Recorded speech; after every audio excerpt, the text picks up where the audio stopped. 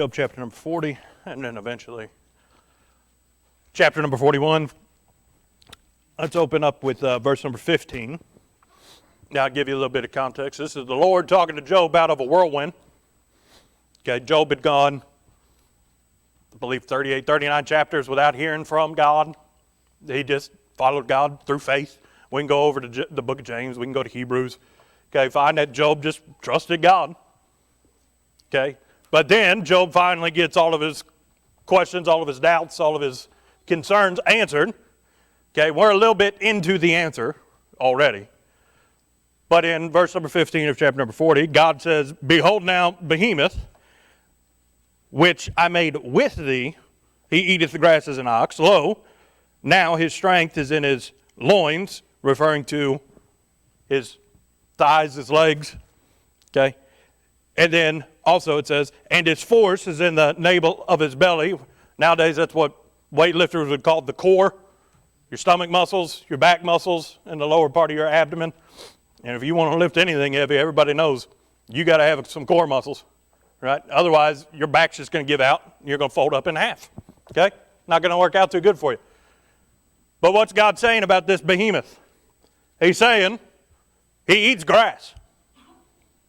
He is the definition of a vegetarian, yet in Job's day, one of the strongest creatures to live.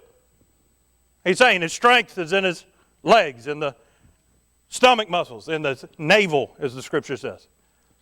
One of the strongest things that in Job's day he knew walking around on the earth. But in verse number 15, God says, "I made him with thee." Noting that as strong as he is, God's even stronger because God made it. Okay, but then we can go down to verse number 17. "He moveth his tail like a cedar." Okay, now, we need to stop again. We can go through the scripture and we find multiple references to cedars. Specifically, the cedars of Lebanon is what they're referred to, when constructing the temple and then other places. But cedar, known as a very strong wood. Okay, now he moveth his tail like a cedar. That means that behemoth takes one swipe and it's like a whole tree coming at you when it just flicks its tail. That's a very small movement. Animals move their tails all the time. Sometimes to cool themselves, sometimes to keep the flies off of their back. But God said this very simple thing to behemoth, to us would be like swinging one of them, the great red oak trees out in California, swinging one of them suckers around, just doing it like it's nothing. And he's just eating some grass to get all that strong and to get all that big. Okay, then we can go down and look at verse number 18. Okay, his bones are strong like pieces of brass. His bones are like bars of iron. Okay, he is the chief of the ways of God. He that made him can make his sword to approach unto him. Surely the mountains bring him forth food, where all the beasts of the field play. He lieth under the shady trees in the covert of the reed and fens. Okay, the shady trees cover him with their shadows, and the willows of the brook compass him about. Behold, he drinketh up a river, and hasteth not. He trusteth that he can draw up Jordan into his mouth. He taketh it with his eyes. His nose pierces through snares. Well, what's that talking about? Drinking up the waters, laying underneath the tree. He just believes that if God put him where he's supposed to be, gave him the things around him, he's just got faith that if he gets so thirsty one day that he could drink up the entire Jordan River, he just believes that God's going to send another river the next day. The animal doesn't give any thought about, well, I'm pretty big and I need some food. Where's all that food going to come from? Well, it's going to come in on top of the food, on top of the water that it needs to survive, because he is, according to what God said, he is the chief of the ways of God. Well, what is this way of God, the chief way of God? Well, without faith, it's impossible to please him. The behemoth just has faith that God's God and he's not, and God's going to take care of it. As big and as strong as he is, he has no confidence in himself. He just believes that God's going to continue to let grass grow, let the shady trees cover him with shade, and that he can drink up a river if that's how thirsty he gets one day, and God will provide another river the next day. Pretty simple once you get to thinking about it. But let's look at chapter number 41, verse number 1. Canst thou draw out Leviathan with a hook? Now, Leviathan, another one of them animals. We know that it's called Leviathan, but we can't point today and say, hey, that's a Leviathan, just like the behemoth. We don't know what it is. We're going to get to that here in a second. But we know that it's an aquatic animal. We know that it came from the water. And we can find in verse number 1, canst thou draw him out with a hook? In other words, a fishing rod. Okay, or his tongue with a cord which thou lettest down. Okay, now that's one of them things that they would use nowadays to catch gators. If you guys ever watch Swamp People, I saw about one episode, and if you're speaking English and I need subtitles to understand it, I'm good. I can't keep up with it. I hate subtitles. But what they do is they bait a cord or a little. You've got a rope coming down, then you've got a crossbar, and you stuff meat on it where the crossbar and the rope are together. And then when the alligator swallows that meat, it catches them at the back of the throat. That meat goes away, and then that thing opens up, and that's what catches the gator. It's talking about the same thing here. You say, can you do that with a Leviathan? That's a rhetorical question. The obvious answer is no. You cannot. Well, let's read a little bit more about Leviathan. Verse number 2, can thou put a hook into his nose or bore his jaw through with a thorn? What's that? That would be a fishing hook that goes in the mouth and then comes out around the jaw. Sorry, I keep hitting the mic apparently with my hand. And then when it comes out the other way, he can't get away. He's hooked by the jaw. Can't catch him that way either. Okay, well, verse number 3, will he make many supplications unto thee? Will he speak soft words unto thee? Are you going to be able to draw him out through flattering him, through enticing him to come forth? Obviously not. Verse number 4, will he make a covenant with thee? Wilt thou take him for a servant forever? Wilt thou play with him as a bird, or wilt thou bind him for thy maidens? Shall the companions make a banquet for him? Shall they part him among the merchants? Canst thou fill his skin with barbed irons, or his head with fish spears? Well, what's that filling of the skin? That'd be how they used to, back in the day, caught whales for whale oil or blubber, and they would use it to make cooking oil or lighter oil to light the lamps in your home. Well, how did they do that? Harpoons. They would spear the animal and then reel it in to the boat. Can't do that with Leviathan. It says, lay thy hand upon him, remember the battle, do no more. In other words, you can try all you can do. At best, all you're going to be able to do is touch it, and then all you're going to have is the memory of the fight, because you're not going to win. He's going away. In other words, all the technology, all the advancements in Job's day that they thought they had, obviously they had brass and iron, because chapter 4 of this, God gives reference to brass and iron. Right? They had the ability to make tools to go out onto fishing vessels and let down nets and to throw out complicated ways to catch these fish, and sometimes the simplest ways are the easiest way to catch them. But even if you went to war with Leviathan, you weren't going to win. With all the barbed hooks and spears and lances that you could throw at it, nothing's going to hit. Well, why? Because if we go down to verse number 13, who can discover the face of his garment? Who can come to him with his double bridle? Who can open the doors of his face? His teeth are terrible round about. His scales are his pride, shut up together with a close seal. Well, now we know that it's a fish more than it is, let's say, a whale, because a whale don't have scales, but fish do.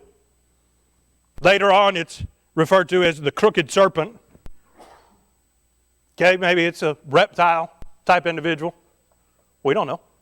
God doesn't tell us, but we do know it's got scales, and those scales are so close together, you can't pry those scales apart. It's got scales that, according to the Bible, that's his pride. He takes pride in how well defended he is against anything that may come up against him. In other words, he knows he's the biggest and the baddest, and he likes that. He's not afraid of anything. And God's asking Job, how are you going to catch him? The only way you catch Leviathan is if you've piqued his curiosity for a minute.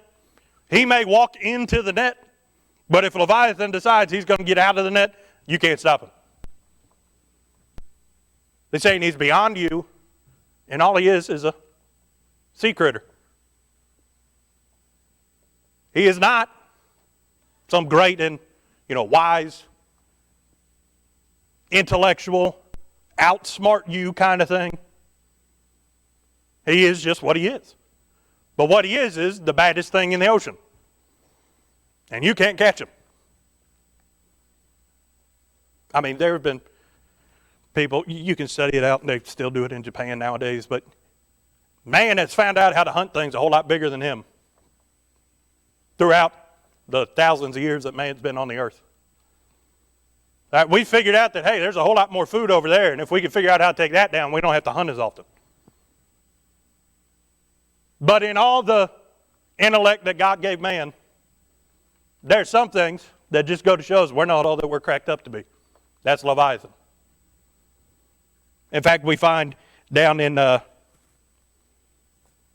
me see.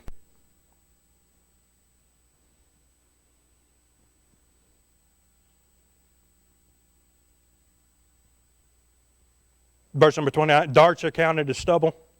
He laugheth at the shaking of a spear. In other words, you can't intimidate him. Okay, then he maketh the deep to boil like a pot. Verse number 32, he maketh a path to shine after him, meaning he knocks everything over and leaves a clear place underneath to the bottom of the ocean.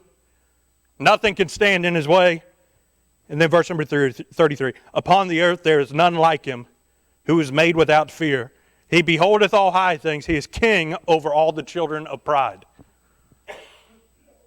While the behemoth represented the king of the ways of God being faith, the Leviathan shows the king of the ways of pride. This thing has never met something in body that he can't crumple, that he can't knock over. Talks about when it leaves a shining path after him, that he crawls over the pointed and the sharp things at the bottom of the ocean, and that it doesn't even faze him. You don't think the rocks at the bottom of the ocean can be pretty sharp? Do what I did and don't read the boards that they have everywhere on the beach that say, hey, only swim in the netted area, because there are a bunch of sharp rocks out there in the bottom of the ocean. And oh, by the way, on one of those sharp rocks I found a sea urchin, and then my foot kicked it. So, hey, now I got stingers in my foot. Right? Read signs and only swim in the netted areas, because they do that for your safety. But see, Leviathan would see those rocks and just crawl over them. We know that the belly is the most exposed or sensitive part of any animal, and Leviathan just doesn't even give it a thought. Leaves a shiny path. He grinds up those sharp things underneath of them as he passes over it and leaves a smooth and shining path. He is the king of the way of pride. He knows he's bad and he likes it.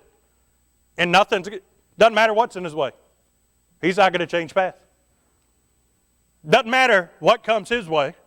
He knows that he can overtake it. Because everything that Leviathan's run into, he's been bigger than. He's been stronger than. He's had better armor than. That's why you can't shake a spear at him and frighten him. He knows no fear. Well, where does fear come from? Fear comes from understanding that something's bigger, badder, or stronger than you are. Leviathan hadn't met that. Whether it was in the deeps of the ocean, or because God said all you can do is lay your hand upon him. Apparently he did come up to the surface or near to the shoreline, because Job knew what Leviathan was. They do say that somewhere around 90% of the ocean, even today, is unexplored. That there are likely thousands or millions of species of fish or bacteria, a whole bunch of different things in the ocean that we don't even know about, because after you go down so far, it just goes dark. You run out of light.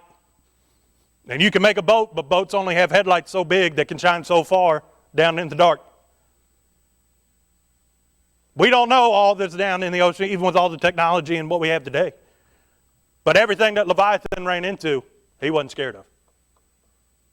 All the things that he met that we may not have ever seen, even if he was all the way down on the bottom of the ocean, the only way that Job would have known about him is if he came back up. Okay, now where are we going with all this? Well, some people get caught up on what Behemoth and Leviathan are.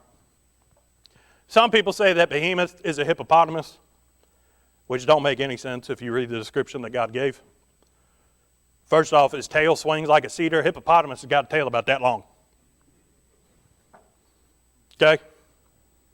Then people trying to find the Leviathan, and they say, well, it's a crocodile or an alligator. Well, that don't make much sense because God talks about it breathing smoke and fire comes out of his mouth, that he makes the oceans to boil.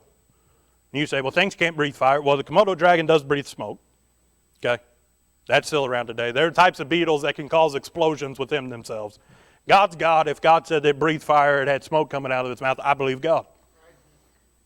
But crocodile don't meet that description. Also, you can catch a crocodile. It's hard, but you can do it. And you can do it the ways that God talked about. You cannot catch Leviathan with hooks and cords catching their tongues and the things that we've already talked about. If you were really inventive, you could catch it with a hook around the bone of its jaw because you can't go in through the skin of its mouth. And that could come back out the other side. You can catch an alligator that way. If you've got a strong enough rope, you can hold that alligator until you get back around. And you want to hear something really interesting? Strong as gators or crocodiles are, they've got a soft spot about the size of a quarter on the top of their head that if you know where it's at and you can hold it or keep it in a position long enough that you can spear it, or in some cases just take a .22 rifle and shoot it, the sucker's dead. Doesn't take much because they got a weakness. Crocodiles know that they're not invincible. Why do you think they hiss and they stay out in the water? They're saying, hey, get away. I don't want to fight today. But I will if I have to, or if I'm hungry enough. Leviathan doesn't care what's on the shoreline. If it wants to come out of the shoreline, it's coming out. You can't scare it. You can't intimidate it. If it's curious, it's coming out of the water. You're not just going to see its eyeballs. Doesn't scare you. Nobody terrifies it. Plus, alligators don't go down to the very bottom of the ocean where there is no sunlight, which God talks about. Leviathan goes down to the bottom of the sea where the rocks on the floor are. Gator can't do that. It'd run out of oxygen. Okay, so people could try and figure out what it is. I've got a few theories, but guess what? I really don't know. We do know that there are these things that don't exist anymore called dinosaurs, but I do believe that Job lived after. That's the other problem. People can't figure out when Job lived because God didn't tell us. There are people that say, well, obviously Job lived after Adam but before Abraham. Well, that don't make sense.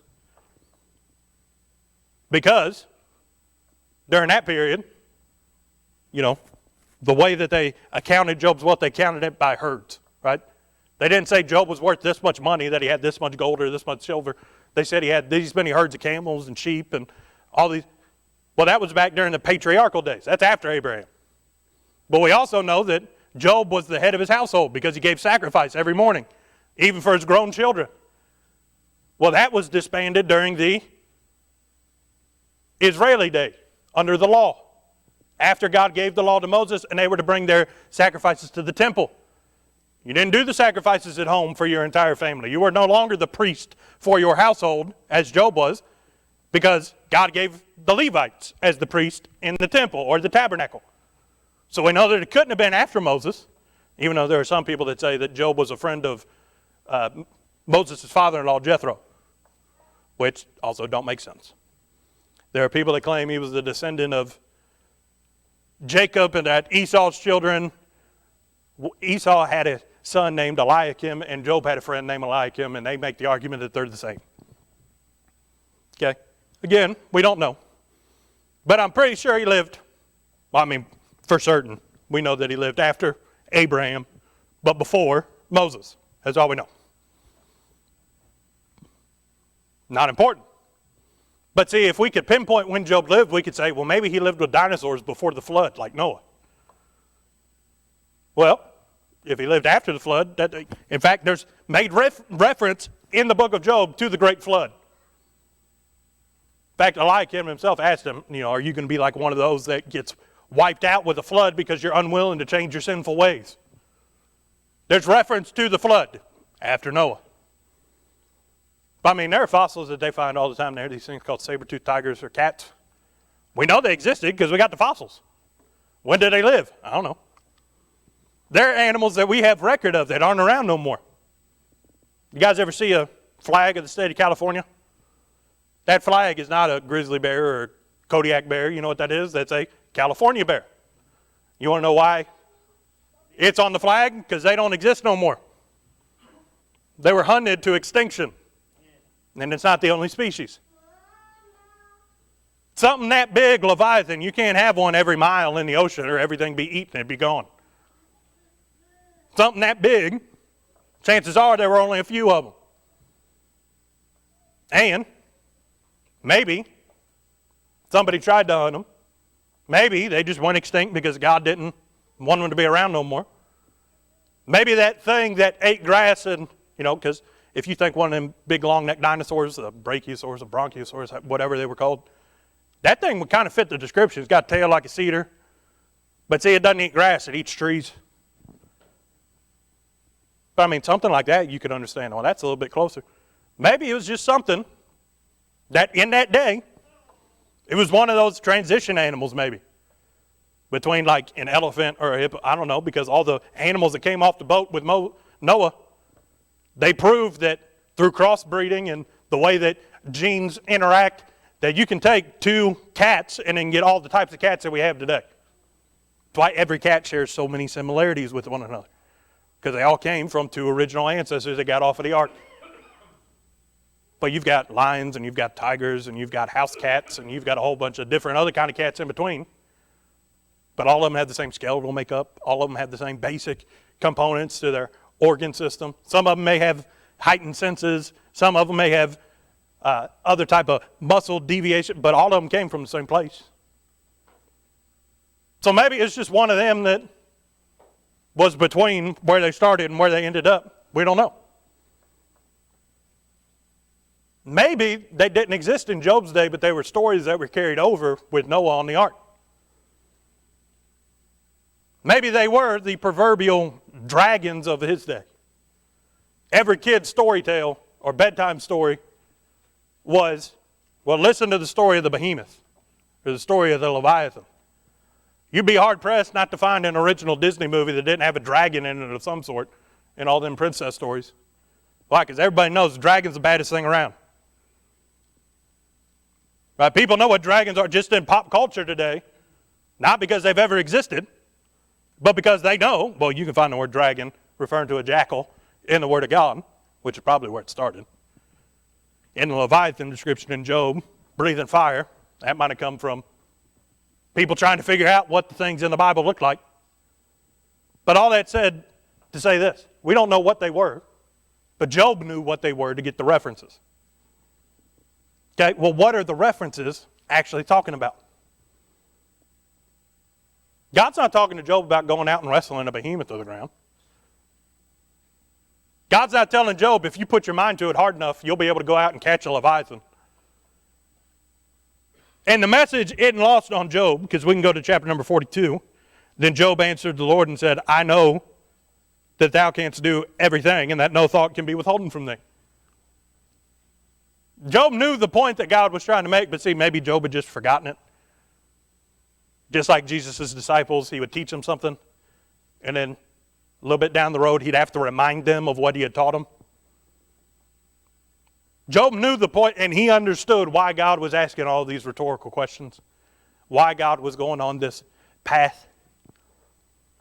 Because literally, there were animals called Behemoth and Leviathan.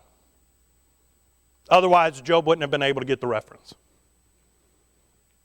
And from the way that God describes them, they actually did live. They're not mythical creatures. That's why when in the Bible it says unicorn, it's not talking about a horse with an antler coming out of its head. It's talking about a rhinoceros that only has one horn. In fact, you can, in Latin, go and look up rhinoceros, Latin definition, and there are, I think, 6 types of rhino in the world. One of them's extinct, but 2 of them are called rhinoceros unicornus, because it only had one horn instead of 2.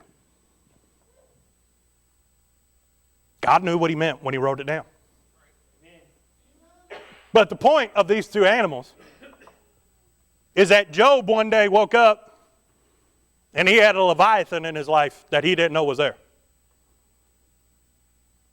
There came a day, as it says earlier in the book of Job, a day that Job lost everything that he had, save himself and his wife, which under the time, God said that man and woman would become one flesh. God viewed him and his wife as one in union, which is why when God said you can have everything but his life, that meant that Job and his wife weren't going to die. Because in the eyes of God, they were one. But see, the thing about Leviathan, you don't know it's there until Leviathan shows up. Leviathan lives down in the deep where you cannot see. In fact, kind of a lot like Brother Charlie, submarine. I know we can't talk about the places that you went in a submarine, but the whole point of a submarine is it goes under the water so you don't know it's there. And there are a bunch of different ways that they've come up with between sonar, and there's active sonar and passive sonar. And active sonar doesn't help you out at all if you're the submarine trying to find things, because that makes the big ping, and then they hear the ping and they know, oh, he's over that way. Doesn't help out. But then there's passive sonar where they're just listening for engine sounds and all that kind of stuff. That's why they run on battery power when they go underneath. Okay, in fact, they've got it down so much that they can listen to the electric current going through the ship's wires.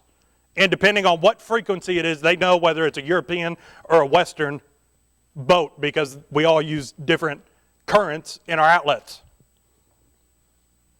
Right? Because we're America and we're stubborn and we try and do it our own way, and then everybody else is trying to hop on board and they've got the European Union and they all use the same current. Right? But they can figure that out. But nobody in Job's day could figure out where Leviathan was or when he was going to show up. Leviathan is the picture of the unexpected trials that show up in our life. Because see, the trials are prideful. They've never been defeated before. Or the devil, given the chance, would steamroll us in an instant, knowing that we can't defeat him. We're just a bunch of dust that God breathed air into and then sinned one day and fell. Spiritually, we died. We were made a little lower than the angels. Lucifer was an angel. It means Lucifer was made more powerful than we were. But even all the imps that fell, again, they were angels. A third of the angels that fell with Lucifer. Leviathan's the thing that we know that we can't beat. And when we see it on the horizon, or when it does show its head, it's meant to inspire fear in us, because it knows no fear. Leviathan's the unexpected trials, the unexpected days. Those days that, even though we weren't expecting, sometimes things come up and, oh, we can handle that. We've seen that before. We know what to do there. Nobody knows what to do with Leviathan. Nobody knows what to do with the thing that you can't get under its scales, that even if it opens its mouth, it's capable of breathing fire, that you can't hook it, you can't catch it. Even if you were stupid enough to try and throw a lasso around its neck, you're going down to the bottom of the ocean with it. You want to see how that goes? Go read this story about a white whale named Moby and a guy named Ahab who tried to catch him. Doesn't end up too well for Ahab. But even if you do catch the prize fish, right? There's that story of the man in the sea. You can take pride in what you're able to do, but if you drag that fish behind the boat and it's dead long enough, other fish are going to eat away it until all you've got is the skeleton when you get back to shore. That's a different message for a different day. But what is Leviathan? It is the inconquerable thing that we know we can't face. But if it shows up, we know that we have to face it. Well, what is Behemoth? Well, Behemoth isn't an adversary, but Behemoth is pretty stubborn. By definition, the word behemoth means big and brutish, meaning not that smart. Leviathan, we got a description that he's pretty witty, that he's able to outsmart us. We can't entice him. We can't train him like a bird, it said, to show him off to the pretty ladies. He's smarter than that. But see, Behemoth, I don't know why I'm stuck on literary reference. I haven't been to English class in years, but that book of Mice and Men, Lenny, he was big and he was strong, but he didn't know it because he was simple-minded. He was a special needs child that grew up into a very strong man. And he didn't realize how strong he was most of the time because he had the mind of a child. Well, Behemoth, kind of similar. If it doesn't want to get up and move, it's not going to get up and move. You can push all you want to, but behemoth knows it's stronger than you and it doesn't have to move. And I mean, they've done horrific things throughout the years, like circus elephants, and they can make a circus elephant do what they want it to do for a time. But if that elephant decides it's not gonna, you can't make it. If the elephant decides it wants to get out of the tent, it's taking the tent with it and it's leaving. The behemoth's the same way. If the behemoth's underneath your shade tree and you want to sit in the shade, well, you're either just going to have to wait for behemoth to leave or find another tree because you can't move it. The behemoth are those things in our lives that we feel, we may encounter them, but we can try all we want to. We're not going to be able to move it. Maybe behemoth is a thorn in the flesh, like the Apostle Paul had, where although he wanted it gone, God said, no, you can't have it gone. Maybe behemoth is there to show that God's grace is sufficient for us, that we've just got to learn to live with the behemoth, knowing that God wants it for our betterment. Maybe behemoth is just a roadblock. One of those situations where we've got to wait and see the salvation of the Lord and be patient, because I can't move it. But I know that this is the way that God wants me to take. So if that's the case, I've got to take this road, and if something's in the way, I've got to wait until it moves. Maybe it's all in God's timing. But see, both of these things, whether it's a roadblock, whether it's something that we can't move, or whether it's something that's an adversary that we know we can't defeat, both of these situations are from Job's perspective. God's asking Job these questions. And then Job gets the point in chapter number 42, verse number 1. He answers God and says, I know that you are, what's he say? Thou canst do everything, or capable of everything, and that no thought can be withholden from thee. Job says, I know that I can't, but God's showing me how small I am so that I appreciate all the things that God can do. See, Leviathan can take me down. Behemoth, with one swipe of its tail, could knock me out of the way and put me out of commission.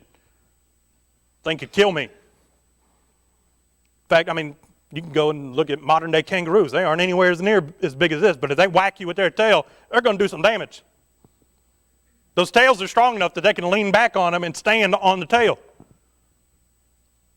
Think solid muscle. Well, imagine that, only bigger. It's going to do some damage. And all it's doing is just flicking its tail. It's going to stay there until God tells it to move. Job can't. I can't. You can't. What the thought of the message this morning is, God can. Behemoth, I can't move it. God can. In fact, let's look back in chapter number 41. I'm sorry, chapter number 40. Okay, we see that his bones are as strong as a piece of brass. His bones are like bars of iron.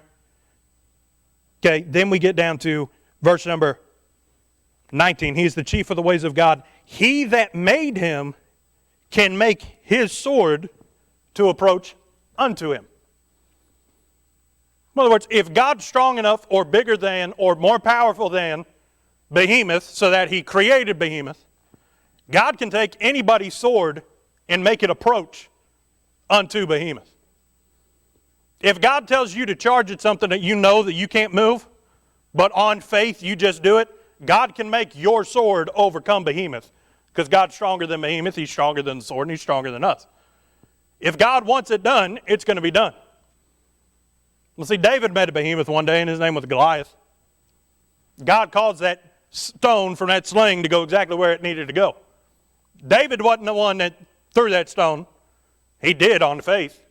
But God's the one that took it and smacked Goliath so hard in the back of the head that he fell forward after the stone hit him.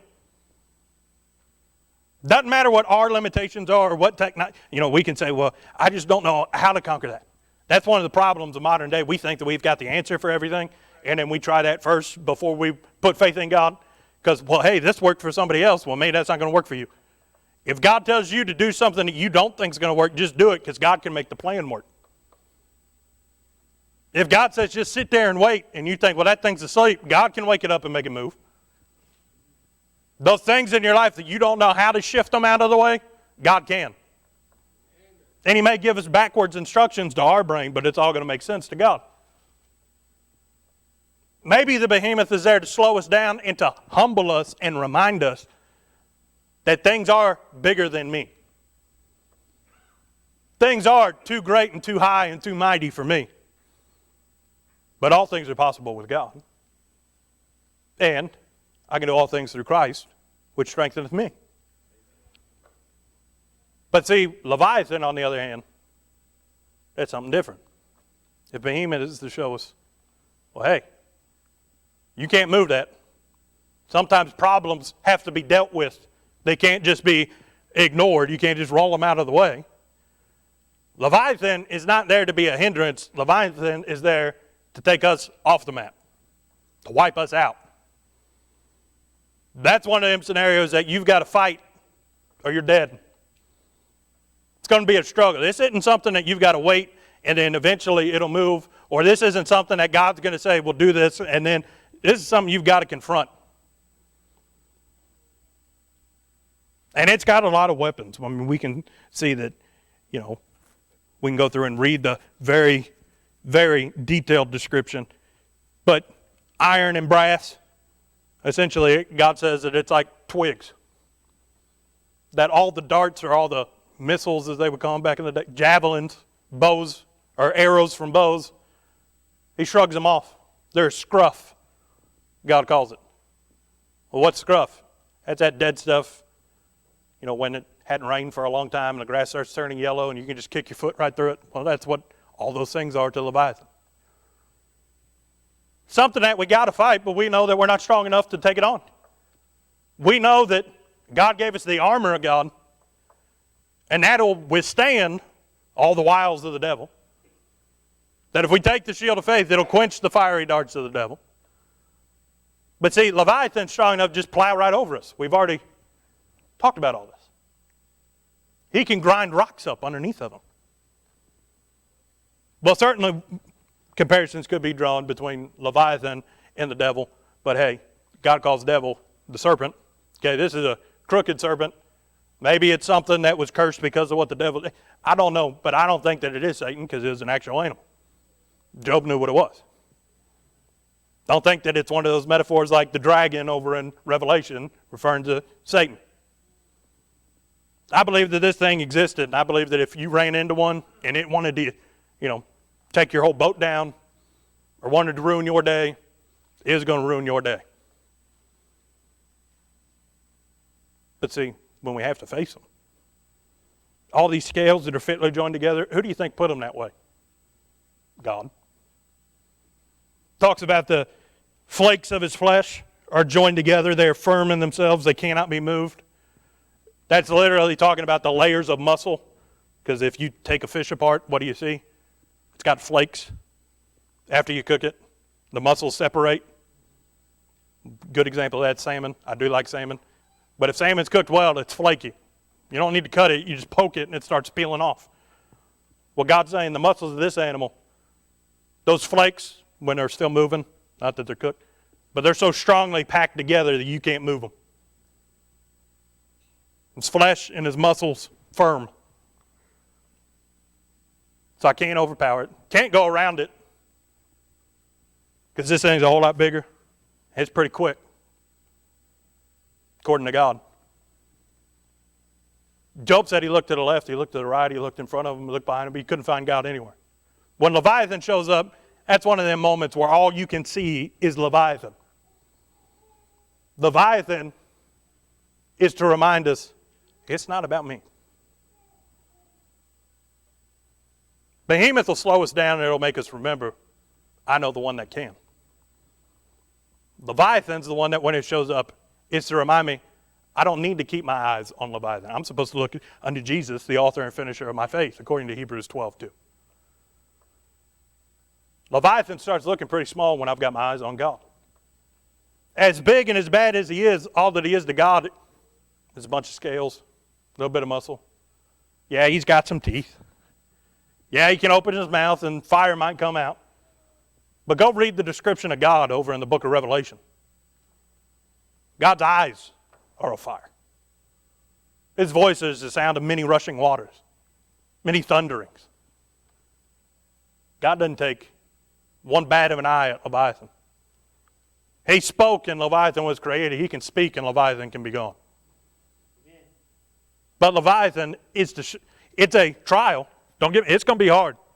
It's going to be a struggle to ignore the Leviathan in your life or to let the Leviathan be in God's hand. Because it's big and it's scary and it's right over there. In fact, it can be so terrifying that, the Bible says that he knows no fear. He's the king of all prideful things, God described. He's going to make a lot of noise and let you know that he's there. But Leviathan's a reminder not to keep my eyes on worldly things, but to keep my eyes on heavenly things, which Job did. He said, the Lord gave, the Lord take away. I'm just going to keep serving God because he's God. He kept his eyes on God. It was hard. He's still grieving for his children. Still might be wondering how he's going to feed his wife for the day. Still got these boils all over him. But he goes and sits in the ashes of the altar. Just reaffirms it. God, I'm yours. Hook, line, and sinker, I'm yours. But that Leviathan in Job's, right in the peripheral of Job's vision.